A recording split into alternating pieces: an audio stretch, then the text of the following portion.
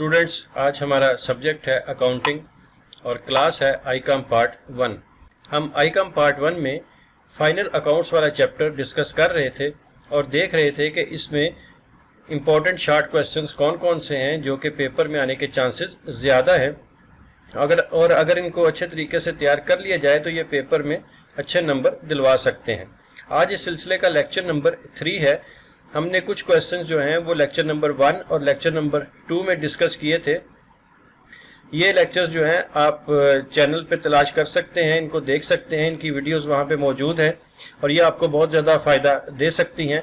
आज हम lecture number 3 में मज़ीद कुछ क्वेश्चंस के ऊपर बात करेंगे, लेकिन उससे पहले हम देखते हैं कि लेक्चर नंबर 1 और लेक्चर नंबर 2 में हमने कौन कौन से क्वेश्चंस डिस्कस किए थे। तो लेक्चर नंबर 1 में हमने जो क्वेश्चन डिस्कस किए थे वो कुछ यूँ थे। Number 1, define trading and profit and loss account और income statement.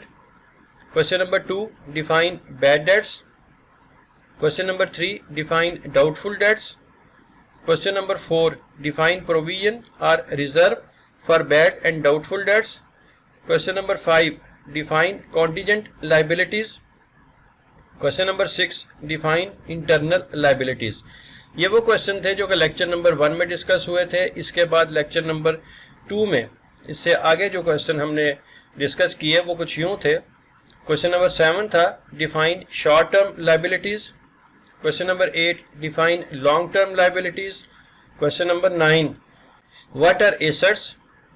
Question number 10, what are fictitious assets. Question number 11, what are fixed assets. Question number 12, what are tangible assets. ये वो क्वेश्चन थे जो कि हमने लेक्चर नंबर 2 में discuss किए थे। तो आइए अब एक दफ़ा लिस्ट उन क्वेश्चंस की देखते हैं जो कि आज हम इस लेक्चर नंबर 3 में डिस्कस करेंगे।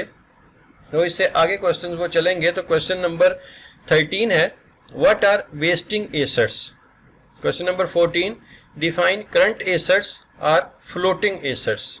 Question number 15, give 4 examples of current assets. Question number 16, what are indirect expenses? Question number 17, what are prepaid expenses? Question number 18 है define direct expenses। तो अब हम इन तमाम क्वेश्चंस को क्वेश्चन नंबर 13 से लेके 18 तक हम इनको 1 by 1 डिस्कस करते हैं और देखते हैं कि इनके क्या आंसर्स बनते हैं। क्वेश्चन नंबर 13 है, what are wasting assets? Those assets whose value gradually reduce on account of use and finally exhausted completely are called wasting assets। ऐसे असासे जिनकी वैल्यू उनके इस्तेमाल की बिना पर आहिस्ता आहिस्ता गिरती जाती है और आखिरकार मुकम्मल ख़त्म हो जाती है, वेस्टिंग एसेट्स कहलाते हैं। क्वेश्चन नंबर 14 है, डिफाइन करंट एसेट्स और floating assets. Assets which have short life and which can be converted into cash quickly to meet the short term liability are called current assets or floating assets।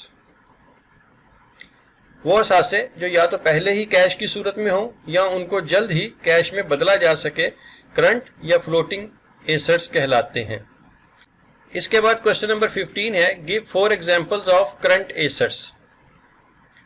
Stock, debtors, cash in hand, cash at bank, bills receivable.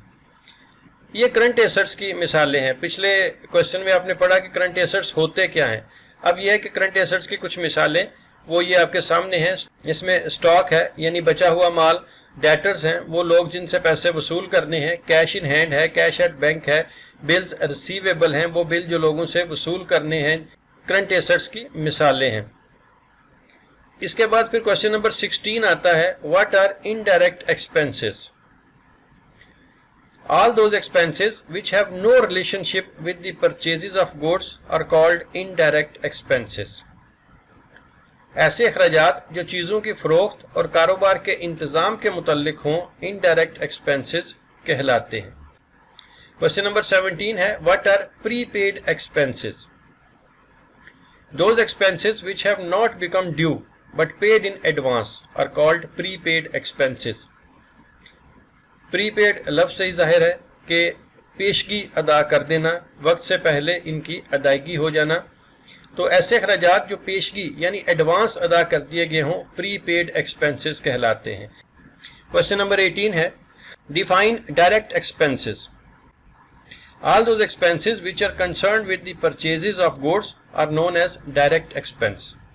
ایسے اخراجات جو چیز کو خرید کر کاروبار تک لانے اور ان کو قابل فروخت بنانے کے لیے برداشت کیے جاتے ہوں ڈائریکٹ ایکسپنس کہلاتے ہیں. یعنی جو چیزوں کو خریدنے اور کاروبار تک لانے کے خرچے ہوں ان کو ڈائریکٹ کہیں گے، اور جو چیزوں کو فروخت کرنے اور کاروبار کے انتظام کے متعلق ہوں ان کو انڈائریکٹ ایکسپنسز کہا جاتا ہے. تو اسٹوڈنٹس آج کے لیکچر میں یہ کچھ کویسچن تھے جو کہ ہم نے ڈسکس کیے. باقی کے کویسچن جو ہیں وہ انشاءاللہ ہم نیکسٹ لیکچرز میں ڈسکس کریں گے.